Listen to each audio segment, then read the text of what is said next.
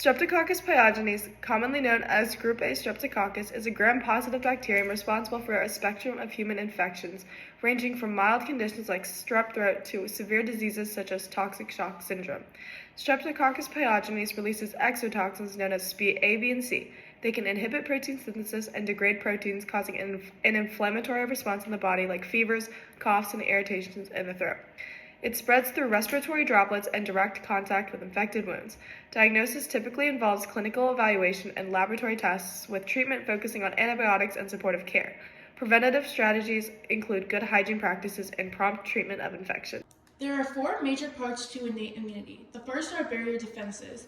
Barrier defenses will block the entry of pathogens, and the main parts are the mucous membrane and the skin. Through the nose, in the airway, ciliated epithelial cells trap and move mucus upwards to prevent infection of the lungs. Saliva, tears, and mucus secretion provide a washing action that doesn't allow for colonization by bacteria. Also, saliva, tears, and mucus secretions have lysosomes, which are enzymes that destroy the cell walls of the bacteria. There are acidic environments in the stomach, which kills most of the bacteria before they can enter all the intestines. Also acidic are the secretions from the oil and sweat gland, which have a pH ranging from 3 to 5. This will prevent the growth of many bacteria on the skin. This red Play-Doh structure represents our bacteria Streptococcus pyogenes. As seen in our diagram, the skin won't allow for the bacteria to enter. Also, through the airway, the ciliated epithelial cells will trap and sweep up the bacteria so it can't get to the lungs. The saliva, tears, and mucus secretions will not allow the bacteria to colonize, and also the lysozymes in these same places will cause the bacteria to break apart. If the bacteria enters the stomach, the pH being so acidic will also cause the bacteria to fall apart and break apart. The second part of the innate response are the cellular innate defenses. The first part I will talk about are the toll-like receptor proteins. In the diagram, they will be represented by the purple structure with the two white extensions. Toll-like receptor proteins recognize pathogens and produce signals that start the response to the pathogen. I will be showing you two specific receptors to the bacteria.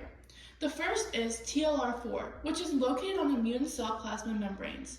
These will represent lipopolysaccharides found on the surface of many bacteria. The second one are TLR5s, which recognizes flagellin, which are the main protein of bacterial flagella. The two types of phagocytic cells are neutrophils and macrophages, which are represented by the blue and green figures. Neutrophils will circulate in the blood and are attracted by signals from infected tissues. These will then engulf the pathogens, which end up destroying them. The macrophages are larger and have a similar function. The next two are dendritic, which is represented by the orange figure, and natural killer cells, which is represented by the yellow. Dendritic will stimulate adaptive immunity, so we'll touch on that more later. Natural killer cells will poke holes and release chemicals into the pathogen, which lead to the cell death. When TLR4 or TLR5 recognize bacteria, they will send signals back to the body to help to fight against the pathogen. Neutrophils and macrophages will engulf the pathogen. Natural killer cells will release chemicals that will poke holes and cause the pathogen to die. The third part of innate immunity are the antimicrobial peptides and proteins. The main point of this part that I want to focus on is the infection-fighting complement system. This system consists of about 30 proteins in the blood plasma. There are substances on the surface of many pathogens which stimulate these 30 proteins that were previously inactive. These will mark the pathogen for destruction, and the activation of these proteins will cause biochemical reactions that lead to the lysis of the Streptococcus pyogenes. These purple proteins will represent a few of the 30 that are part of the infection-fighting complement system. When the pathogen enters, the substances will cause the proteins to become activated, as represented by the yellow dot. This activation can lead to a biochemical gradient that leads to the lysis of the bacteria. The fourth and last part of innate immunity is the inflammatory response. Mast cells, represented by the blue, will release histamine, which is represented by the yellow, to the sites of where the damage was by the pathogen, and this will trigger the blood vessels to dilate and become more permeable.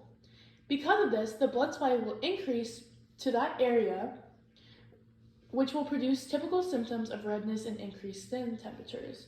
Also, cytokines, represented by the green structure, are released by activated macrophages and neutrophils.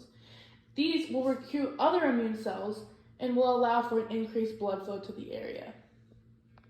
At the site of the damage, the mast cell will release the histamine, and the cytokines will increase the blood supply to the area. If the strep bacteria makes it past the innate defense, the adaptive immune system uses lymphocytes to facilitate a pathogen-specific response. The first step is activating helper T cells. Antigen-presenting cells like dendrites, macrophages, and B cells engulf the bacteria, process the antigens, and then use class II MHC molecules to present the antigen to T cells. So this is the bacteria, and this is the dendrite. So it engulfs it in phagocytosis, and so this is inside the dendrite. And then breaks it up and presents fragments on MHC2 molecules, such as these. So here the purple is the class 2 MHC molecule, and the red bits are the fragments of the original pathogen. The yellow is the helper T cell, and the black is the antigen receptor, and the blue is the accessory protein CD4. So after the protein is engulfed, or it's displayed by the MHC molecule, T cells bind to the antigen-presenting cell by the class 2 MHC molecule with the help of the accessory protein CD4. The interaction triggers the antigen-presenting cell to release cytokines to activate the T cell and stimulate the cell to clone itself, resulting in multiple T cells having the same receptor for the specific antigen. So here, the antigen fragment would bind to the antigen receptor on the helper T cell, and then the CD4 protein would help hold the interaction in place. Cytokines are going to be represented by these green dots, and they're going to be released by the dendrite and trigger the cloning of the helper T cell. So they would go into the helper T cell and then clone it. The next step is activating the B cells. B cells can only present fragments of the antigen that specifically binds to it, where dendrites and macrophages can present fragments of any antigen. Once the pathogen binds to the B cell, it presents the fragment to the helper T cell to be activated by cytokines. So this is the bacteria, and it can only bind, this B cell can only bind to here. So this is the antigen receptor for the Streptococcus pyogenes. And so then it would break it up inside, and then similar to the dendrite, and then it would show the fragments on the class 2 MHC protein on the surface, like so. The B cell would then bind to another helper T cell, similarly, and then the helper T cell would use cytokines to activate it and proliferate the B cell into plasma cells, which produce antibodies, and plasma memory cells. Antibodies are used to promote phagocytosis of the bacteria in a process known as opsonization, which we will go further in depth in the secondary adaptive response. The next response is the cell-mediated response, in which the cytotoxic T cells are activated by cytokines from the helper T cells to seek out and kill infected cells. So this is my helper T cell, and then this is the cytotoxic T cell.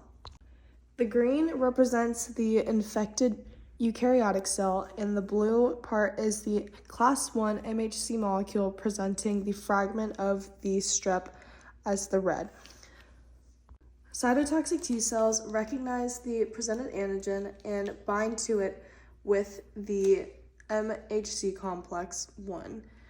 And then the accessory protein represented by this yellow, known as CD8, help hold the interaction in place, and the cytotoxic T cell will release perforins and granzymes that form pores in the cellular membrane and enzymes to break down proteins. Cytotoxic T cells recognize infected cells when the fragments of the pathogen are presented by the MHC1 complex. So this is my infected cell, this is the MH1 complex, and this is the fragment. The cytotoxic T cells bind to the MH1 complex with the accessory protein, which is this, the CD8, and the antigen receptor protein, which is the black. They connect and release perforants and granzymes that form pores in the cellular membrane and enzymes that break down the proteins. So this would trigger apoptosis in the cell by destroying the membrane and essentially breaking it apart until it can't function anymore. Back to the activation of the B cells, the cytokines released by the helper T cells trigger the proliferation of the B cells into plasma cells, which release antibodies shown in the white, and memory B cells, which wait for the next infection. Now we will be talking about the secondary response. The secondary response occurs if the same antigen is encountered later.